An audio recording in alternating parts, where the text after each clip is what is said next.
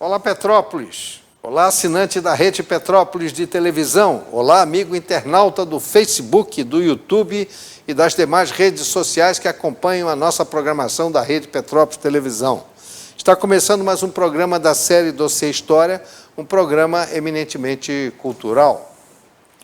Programação transmitida ao vivo pelo canal 10 da Tech Cable da Rede Petrópolis Televisão às quartas-feiras, a partir de 21h30. Nossas reprises são aos domingos, a partir de 9h da manhã. Além do sinal Tech Cable, você poderá assistir nossa programação em tempo real pelo Facebook, na página da Rede Petrópolis de televisão. Digite RPT no campo de busca do Face e acesse a nossa página, você assistirá o nosso programa em tempo real. Para você que já está ligado em nossa programação pelo Facebook, dê um alô para nós, faça seus comentários e críticas. Ela é bem-vinda e muito importante ao aperfeiçoamento do nosso programa. Será um prazer tê-los conosco em permanente diálogo. Não esqueça, se gostou, deixe seu like, a família agradece. Nós temos ainda também um telefone do Zap, que é o 992-26-1010. Se você quiser mandar uma mensagem para nós pelo Zap, o Zap está no nome de Gil. Você poderá entrar em contato conosco direto, nós estamos ao vivo agora, neste momento. Nossa programação já passada é transmitida, encontra-se em nossa página no YouTube. Para acessá-la, digite no campo de pesquisa lá do YouTube o nome do programa, Dossiê História. E aí vai aparecer um ícone, você clica no ícone e vai aparecer uma programação de mais de 6 anos. Lá há diversos temas variados que você realmente pode escolher. Está em ordem cronológica de apresentação. Tem 6 anos de programação. Se gostar, deixe um like ou faça seus comentários. A produção agradece. Em nossa página, você encontrará temas variados e direcionados à informação de notícias, assuntos históricos, culturais, políticos, e serve ainda como indutor à pesquisa acadêmica e ao entretenimento do internauta. Bom, vamos então iniciar o nosso programa. Hoje é dia 15 de janeiro de 2020, início do último ano da segunda década do século XXI. Hoje, esse ano, está completando a segunda década, porque a terceira década começa no ano de 2021, somente no ano que vem. Hoje, dia 15 de janeiro de 2020, início do último ano da segunda década do século XXI. É o 15º dia do ano e faltam 351 dias para acabar este ano. Lembrando que nós estamos num ano bissexto. Fevereiro, este ano, tem mais um dia, é o dia 29. Normalmente, fevereiro é um dia 28. Quem nasce no dia 29, em ano bissexto, é um problema, né? Porque o ano bissexto, ele é cíclico e de 4 em 4 anos.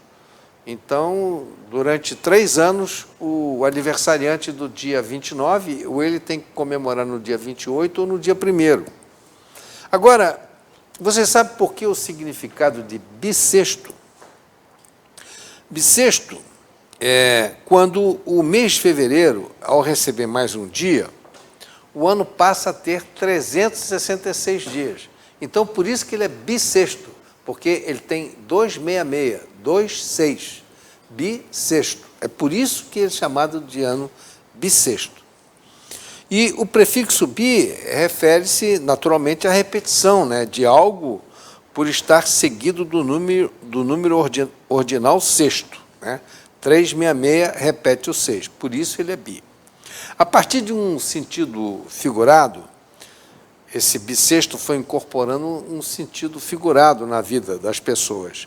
Então, este termo acabou sendo utilizado também para qualificar a escassa periodicidade de algo como uma atividade. Por exemplo, o poeta que escreve esporadicamente, com não muita frequência, ele é chamado de poeta bissexto, porque a sua atividade não é constante, ela é eventual, de tempos em tempos.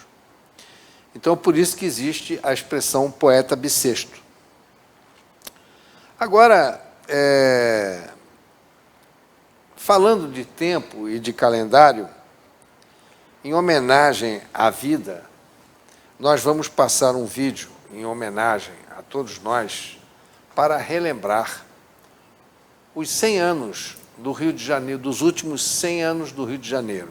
Um vídeo que retrata a vida, o cotidiano urbano da cidade do Rio de Janeiro, lá em janeiro de 1920, portanto, há 100 anos atrás. O meu pai tinha 8 anos de idade, 7 para 8 anos de idade nessa época.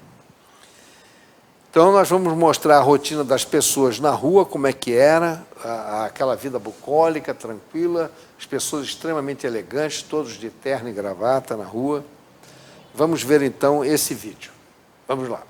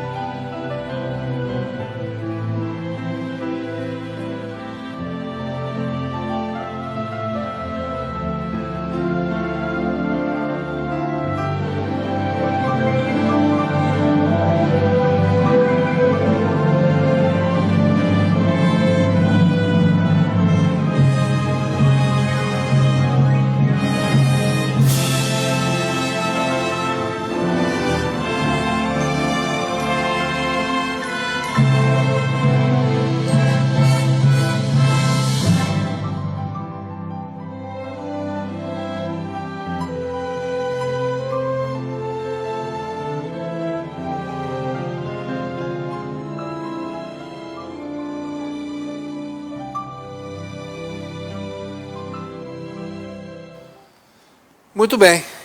Então está aí, saudades, né? De uma belle époque, vamos dizer assim, os anos 20, que começou tranquilo e tal, mas acabou se tornando agitado. Uma série de revoltas, de revoluções, insurgências, problemas econômicos, financeiros, corrupção, problema político, enfim. E acabou culminando no final da década com a Revolução de 30. Muito bem, então vamos continuar aqui o nosso programa, vamos em frente e agora vamos ao novo ponto aqui, o pensamento do dia. Nós vamos mostrar agora João Guimarães Rosa, mais conhecido como Guimarães Rosa, um poeta, um intelectual, um escritor. Então vamos lá, vamos à frase dele. As pessoas não morrem, ficam encantadas. A gente morre para provar que viveu. E Guimarães Rosa viveu muito pouco, 27 de junho de 1908, quando ele nasceu, e faleceu em 19 de novembro de 1967. Portanto, ele morreu com 59 anos. E já numa época, em 1967, numa época em que a vida média do brasileiro já era de mais de 65 anos. Então, ele faleceu com 59, ele não teve, não viveu o limite, né, da sobrevida.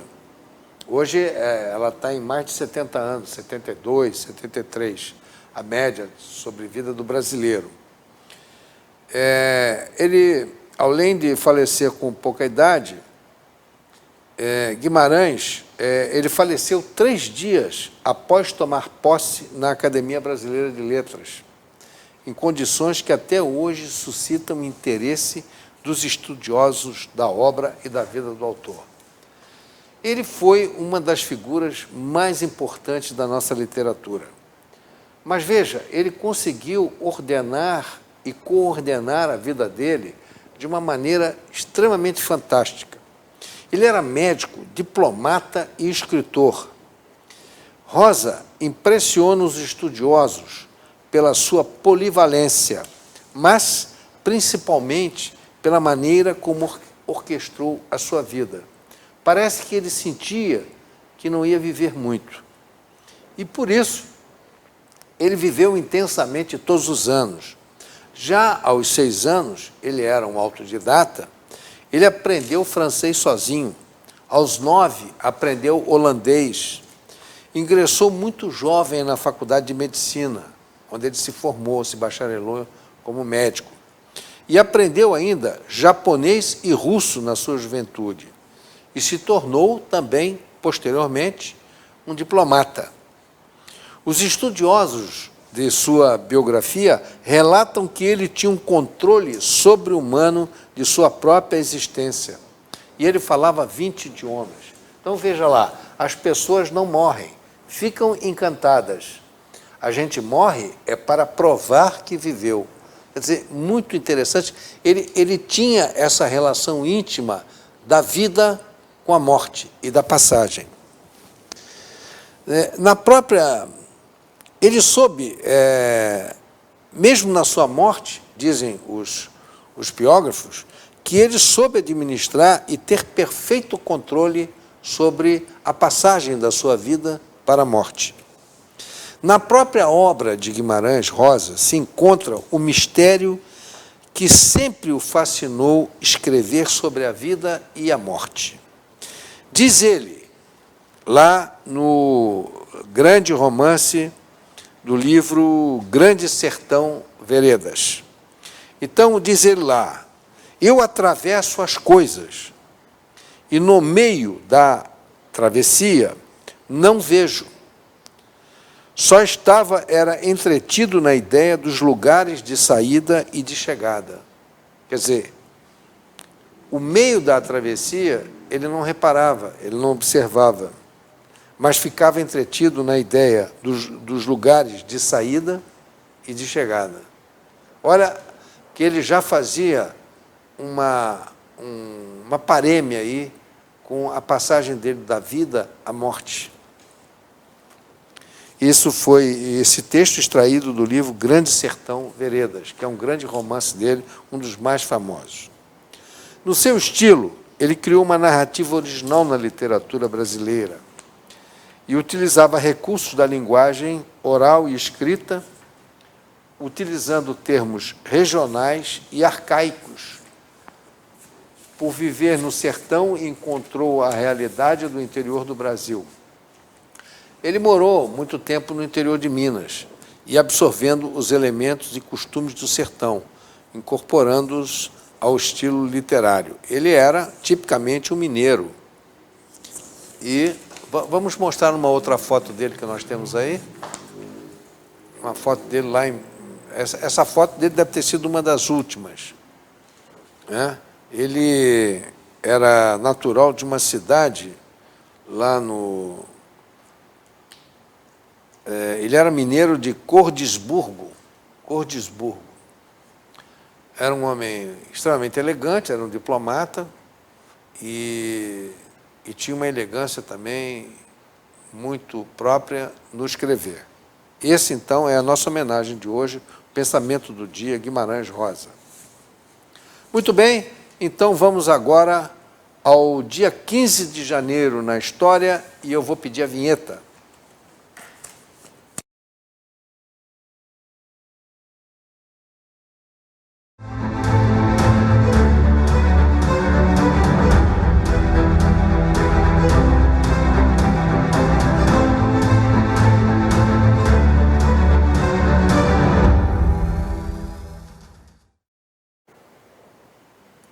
Então, na adaptação do calendário, dia 15 de janeiro, no ano de 69 da era cristã,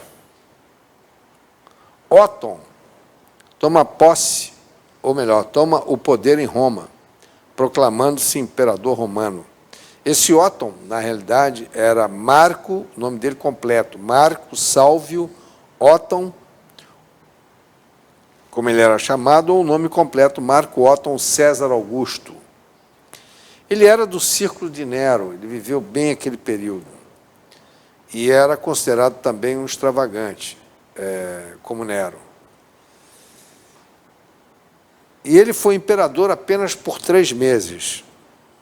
Ele deu um golpe e arranjou uma série de inimigos, porque Nero caiu, depois de Nero veio um imperador.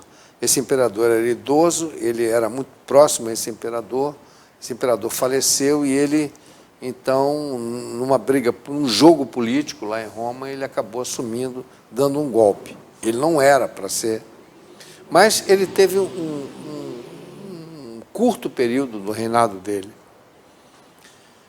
E acabou, foram 3 meses, e acabou perdido, se viu perdido na batalha de Bedríaco contra as forças do general Vitélio.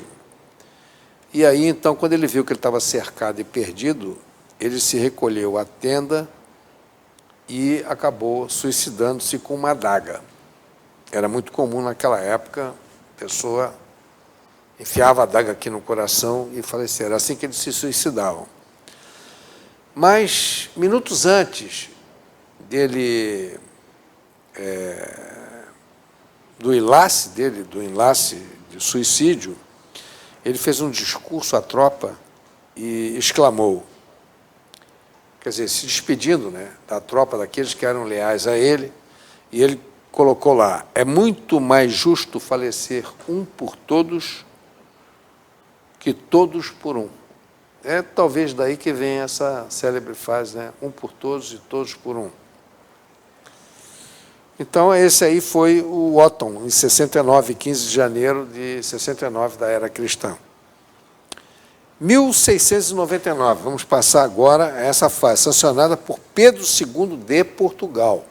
Por favor, não confunda com Pedro II do Brasil. Pedro II de Portugal, eu vou mostrar a foto dele, é esse jovem rei aí. Em 1699, no dia 15 de janeiro, ele sancionou a Carta Régia, que criava o Instituto Militar de Engenharia no Brasil. E o grande herdeiro desse Instituto de Engenharia é o Instituto Militar de Engenharia, é o herdeiro da Real Academia de Artilharia, onde funcionava essa escola, esse Instituto Militar, e ele tinha o nome de Real Academia de Artilharia, Fortificação e Desenho, que foi criada em 1792. E era muito importante que isso tivesse, porque no Brasil se construiu muitos fortes e precisava de uma escola de engenharia para formar engenheiros aqui, para construir fortificações, fortes, quartéis, enfim, alguns prédios públicos, né, do Reino de Portugal, e etc. E ela é considerada, já que ela foi criada em 1792, ela é considerada a primeira escola de engenharia das Américas e a 7ª do mundo. Em 2019, ela completou 2019 para 1699, 0, 11, 2, 3, foram 0, 11, 92, 963, 320 anos. 1792, 7, 11, 2, 220 anos. 220 anos. E ela é considerada a primeira escola de engenharia das Américas e a 7ª do mundo, já repetindo aqui. E ela completou 220 anos. Durante muitas décadas, o Exército foi a única instituição nacional a formar engenheiros civis. Olha que interessante. Ela funcionava, era uma escola central, eu já tive a oportunidade de fazer uma matéria aqui sobre isso. Era uma escola central que funcionava no Largo do São Francisco, ali no centro do Rio de Janeiro, e era administrada pelo Exército. Posteriormente, passou o controle da Secretaria do Império, e então eles criaram a atual Escola Politécnica da Universidade Federal do Rio de Janeiro, a UFRJ. Então, o IME e a UFRJ têm a mesma origem. E não é por menos. A Escola de Engenharia da Universidade Federal do Rio de Janeiro é uma escola padrão. Então, agora vamos avançar mais um pouco na história. 1908, Alfa Kappa Alfa, 1908. Alfa Kappa Alfa torna-se a primeira irmandade, vou pedir uma foto aí, a primeira irmandade estabelecida e incorporada por mulheres afro-americanas universitárias. Olha lá, em 1908, as mulheres já estavam tremendamente agitadas, porque elas lutavam pela independência delas, pela autonomia, pela liberdade, enfim, pelo espaço delas no mercado de trabalho e nas universidades. E logo depois, em 13 de janeiro de 1913, 22 mulheres da Universidade de Howard, em Washington, Washington DC, né, criaram outra irmandade de mulheres com o ensino superior. E essas eram dedicadas ao serviço público, com ênfase em programas voltados à comunidade afro-americana. E denominava-se Delta Sigma Theta, usa 3 letras, DST de grego, né? Delta Sigma Theta Sorority. Sorority é uma espécie de clube de moças, né? Sorority Incorporation, era uma pessoa jurídica, né? E elas trabalharam muito nessa época, não só para a independência das mulheres, como para as mulheres negras também. Me parece que eu tenho uma outra foto aí, já mais atual, da universidade, né? De um evento na universidade. Isso. Essa é uma foto mais moderna, né? Quer dizer, essas sociedades, elas são verdadeiras confrarias e elas existem ainda até hoje e militam muito por isso. Agora, nós vamos avançar mais um pouco na nossa história aqui, de hoje, do dia 15 de de janeiro, e vamos ao ano de 1975. 15 de janeiro de 1975, assinado o Acordo de Alvor, em que Portugal reconhece a independência de Angola. Assinado, temos umas fotos aí para passar. Assinado entre o governo português e os principais movimentos de libertação de Angola, estabelecendo os parâmetros para a partilha do governo.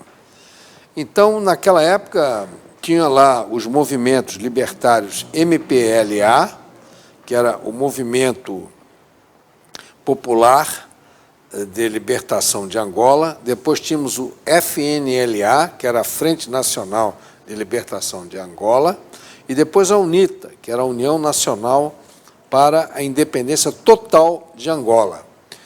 Havia um desses grupos aqui, se não me engano, eu agora não vou conseguir estabelecer a diferenciação, mas tem um grupo desse que era de direita, e era apoiado pelos Estados Unidos. E os demais todos eram de esquerda. Bom, esse tratado era um tratado de paz, onde pacificava aquelas várias correntes. Portugal entregava a Angola a sua autonomia, a sua independência. Lógico que, naturalmente, que Portugal entregou, porque foi pressionado pelas Nações Unidas. E pressionado, basicamente, por União Soviética, Estados Unidos, a China, Vietnã e uma série de outros países comunistas, porque estavam todos interessados em tomar conta da África, em colonizar a África, explorar, inclusive, as riquezas de Angola, que é muito rica em petróleo, em ouro, em diamante. Então, aí se alvoroçou todos esses grandes países em torno disso. E os Estados Unidos entrou para brecar os interesses comunistas também.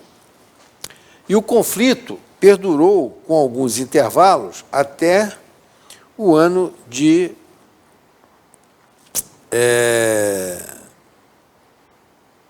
Agora, coloquei errado aqui.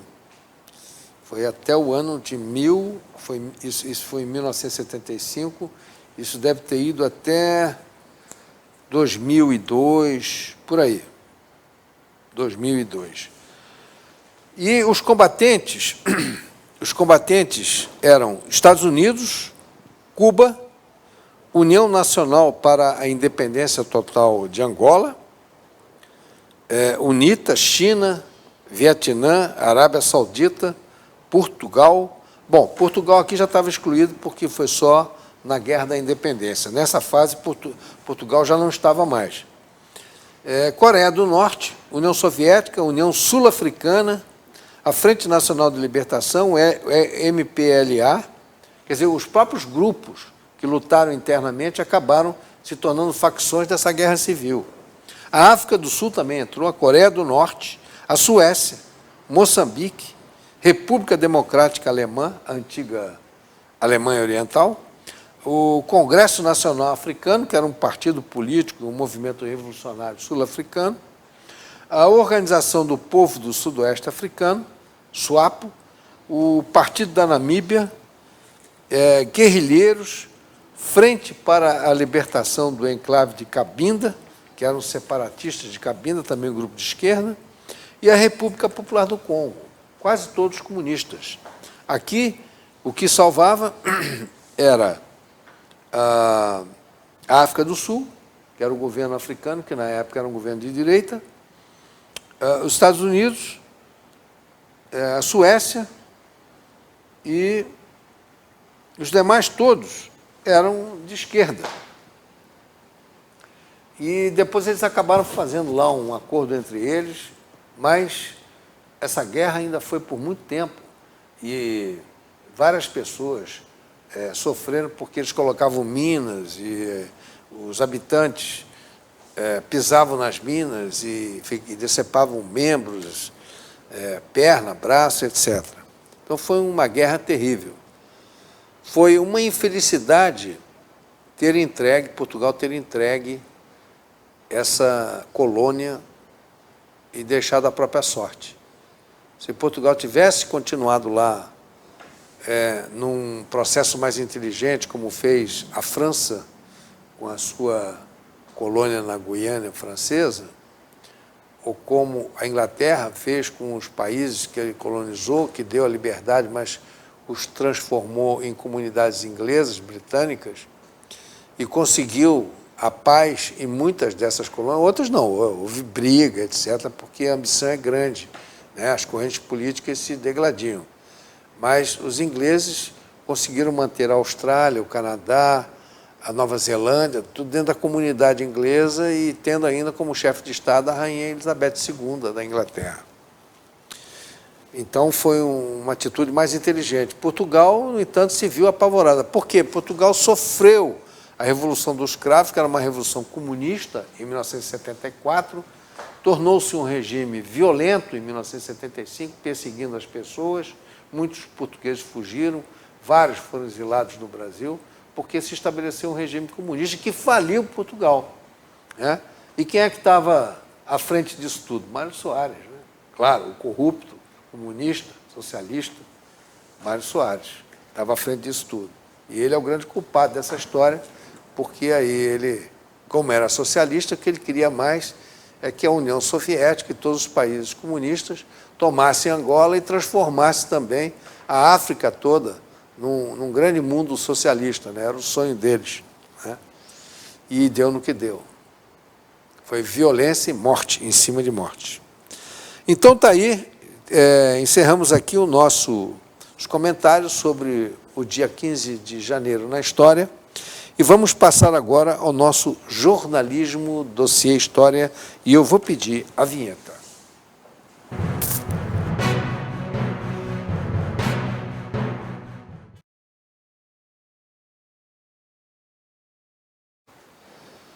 Então, vou voltar aqui como notícia a Paulo Freire.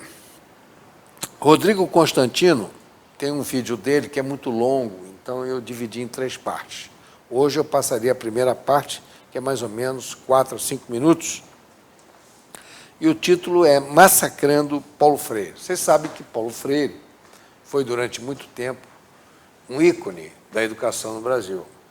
E esse ícone, agora, está destruído, né? Porque todo mundo sabe, a esquerda fez muita propaganda, protegeu muito, colocou ele como um grande ídolo, uma pessoa reverenciada no mundo inteiro, e não sei o que revolucionou a educação no Brasil. Ele acabou com a educação no Brasil, ele destruiu a educação no Brasil.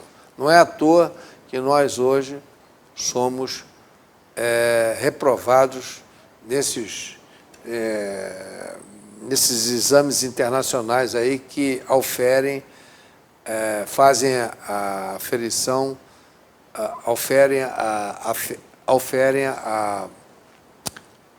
a cultura e o ensino do Brasil. E Rodrigo Constantino, ele comenta sobre essa particularidade do Paulo Freire. Vamos ver e ouvir Rodrigo Constantino. Olá, eu estou cansado desse assunto de Paulo Freire. Ele foi chamado de energúmeno pelo presidente Bolsonaro e houve uma celeuma e até mesmo uma mobilização no Senado para fazer uma homenagem ao patrono da nossa educação. Bom, o simples fato dele ser o patrono do nosso ensino e o Brasil ter o ranking que tem no PISA já seria suficiente para não colocá-lo num patamar de herói e talvez de vilão. Mas a reação de muita gente tem sido um misto de complexo de vira-latas com ignorância. As pessoas repetem que ele é reconhecido no mundo inteiro, em Harvard, em Oxford, como se isso fosse suficiente para atestar as suas qualidades. Veja, tem mais comunista em Harvard hoje do que em Cuba. Muitos acadêmicos, porcaria, são enaltecidos por essa turma. Isso não é sinônimo de mérito, de capacidade.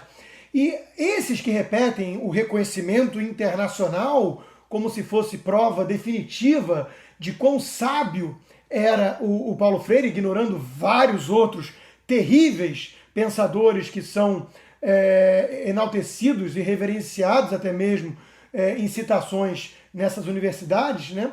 eles nunca leram Paulo Freire. E aí vem a acusação que fazem: vocês nunca leram Paulo Freire, vocês atacam Paulo Freire sem saber nada sobre ele ou o seu método. Bom, vamos lá, é para rebater isso que eu estou aqui hoje, com alguns livros de Paulo Freire e um livro sobre Paulo Freire. Porque, veja, como dizia Sun Tzu, conheça seu inimigo. Eu acho que muitos liberais e conservadores estudam a fundo os pensadores, entre aspas, em muitos casos, de esquerda. Inclusive, você pode pegar Raymond Aron, por exemplo, um liberal francês, tem um livro sobre o marxismo onde ele se dedicou com afinco a isso. O Melchior Idem tem um livro sobre marxismo, ou seja, denuncia, ataca, critica, disseca aquilo que conhece, aquilo que estudou. A pergunta que eu faço é: quantos desses marxistas, esquerdistas, leram Hayek, Mises, Roger Scruton, Michael Oakeshott e tantos outros pensadores associados à direita, liberais ou conservadores? Essa é a pergunta que fica. Portanto, você nunca leu Paulo Freire, você está falando sem conhecer. Bom, eu garanto que eles nunca leram esse livro organizado pelo Tomás Giuliano, onde disseca Paulo Freire, mas eu quero aqui me ater ao próprio Paulo Freire. Né? Vocês que repetem que nunca lemos Paulo Freire, eu vou ler alguns trechos então para vocês e vocês tiram as próprias conclusões, ok? Sobre esse grande pensador que amava ditadores comunistas. O meu ponto de vista é o dos condenados da terra, o dos excluídos. Parece uma música, uma canção de Chico Buarque, não é mesmo? Essa é a postura dele. Paulo Freire é aquele que importou para dentro de sala de aula o conceito de oprimidos e opressores do marxismo. Ele só enxergava classes e não estudantes podendo aprender de forma objetiva matéria, conhecimento. Né?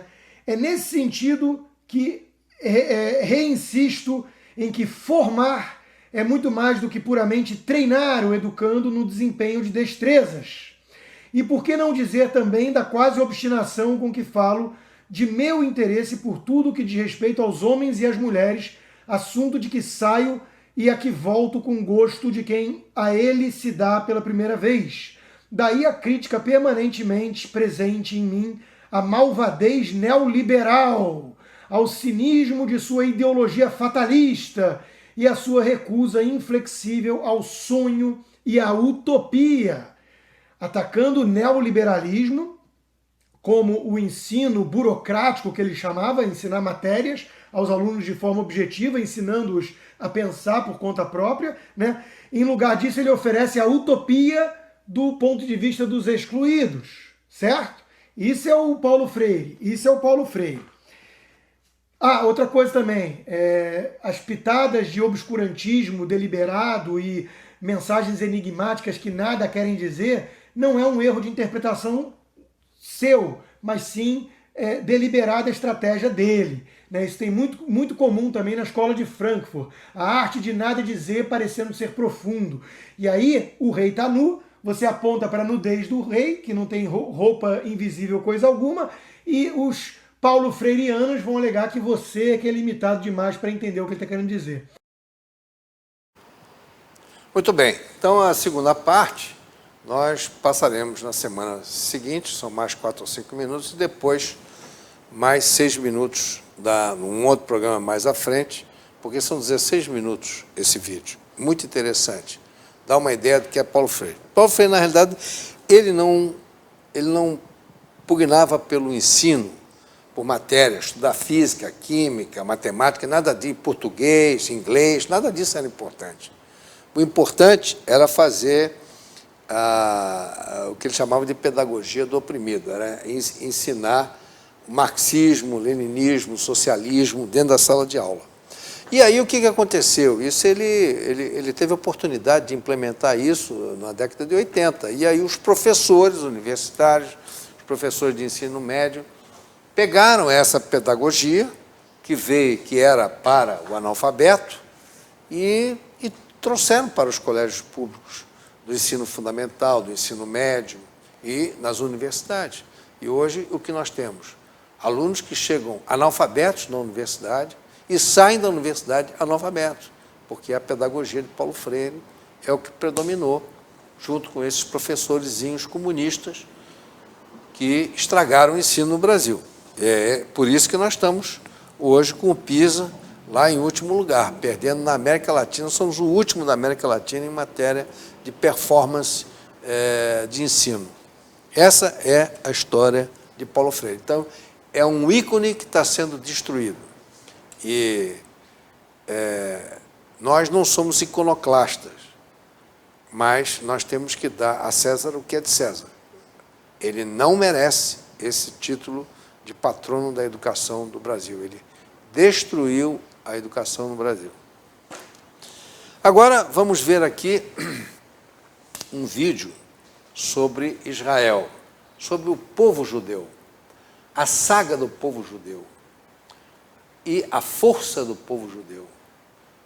O judeu é um povo da antiguidade e talvez o único que conseguiu manter o seu idioma, a sua linguagem, a mesma linguagem que utilizavam há 5.000 anos atrás. Todas as outras civilizações que pisam no judeu têm línguas novas, culturas novas, eles mantêm a mesma cultura e conseguiram reconquistar o território deles e transformar o deserto num país de primeiro mundo, competindo com grandes nações. Então vamos ver um pouco da história do povo judeu. Quem pode com Israel é o nome do vídeo. Vamos lá. Há apenas 70 anos atrás, os judeus foram levados ao matadouro como ovelhas. 60 anos atrás, não tínhamos país, nenhum exército, e 7 países árabes declararam guerra ao nosso pequeno Estado judaico apenas algumas horas após sua criação. Nós éramos apenas 650 judeus contra o mundo árabe. Nenhum exército de defesa de Israel, nenhuma força aérea poderosa, apenas pessoas corajosas, com nenhum lugar para ir. Líbano, Síria, Iraque, Jordânia, Egito, Líbia, Arábia Saudita, todos nos atacaram ao mesmo tempo. O país que as Nações Unidas nos deram foi de 65% do deserto. O país estava no meio do nada. 35 anos atrás, lutamos contra os 3 exércitos mais poderosos do Oriente Médio e nós os batemos, sim, em 6 dias. Nós lutamos contra várias coalizões dos países árabes, que possuíam os exércitos modernos e muitas armas soviéticas, e sempre os derrotamos. Hoje nós temos um país, um exército, uma poderosa força aérea. Intel, Microsoft e IBM desenvolvem produtos em casa. Nossos médicos recebem prêmios por pesquisas médicas. Israel enviou seus próprios satélites para o espaço, 3 satélites ao mesmo tempo. Estamos orgulhosos de estar no mesmo ranking que Estados Unidos, que tem 250 milhões de habitantes, a Rússia, que tem 200 milhões de habitantes, a China, que possui 1 bilhão e 300 milhões de habitantes, Europa, França, Grã-Bretanha, Alemanha, com 350 milhões de habitantes. Um dos poucos países do mundo a enviar objetos para o espaço. Israel é agora parte da família das potências nucleares, com os Estados Unidos, Rússia, China, Índia, França e Grã-Bretanha.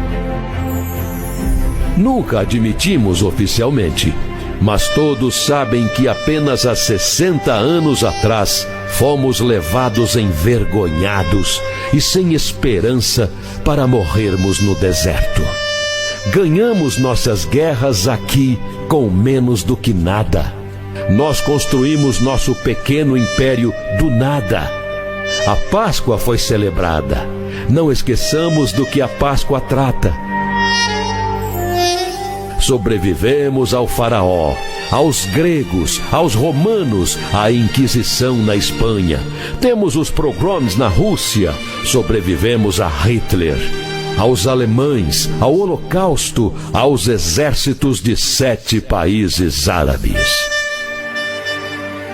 Continuaremos a sobreviver aos inimigos presentes hoje também. Pense em qualquer momento da história humana. Pense nisso.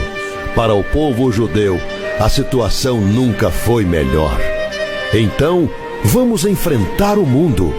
Lembre-se, todas as nações ou culturas que uma vez tentaram nos destruir já não existem hoje, enquanto nós ainda vivemos.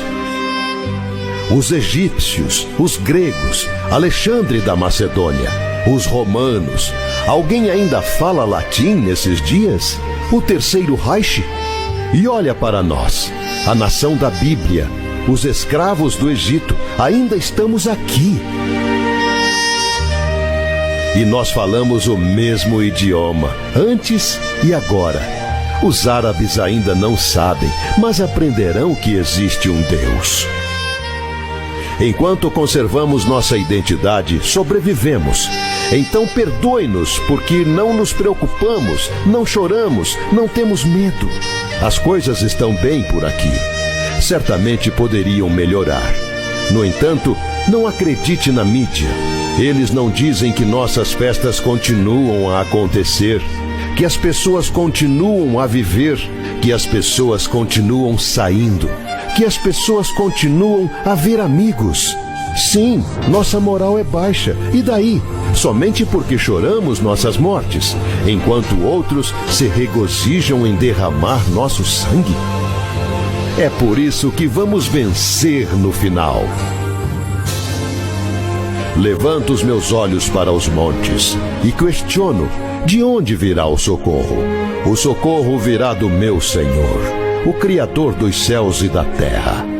Ele não deixará que seus pés vacilem, nem pestaneja aquele que te guarda. Certamente não. De maneira alguma cochila, nem dormita o guarda de Israel. O Eterno é o teu protetor diurno, como sombra que te guarda, ele está à tua direita. Não te molestará o sol durante o dia, nem de noite a lua. O Senhor te guardará de todo o mal. Ele protegerá a tua vida. Estará sob a proteção do Senhor, ao saíres e ao voltares, desde agora e para todo sempre. Salmos 121.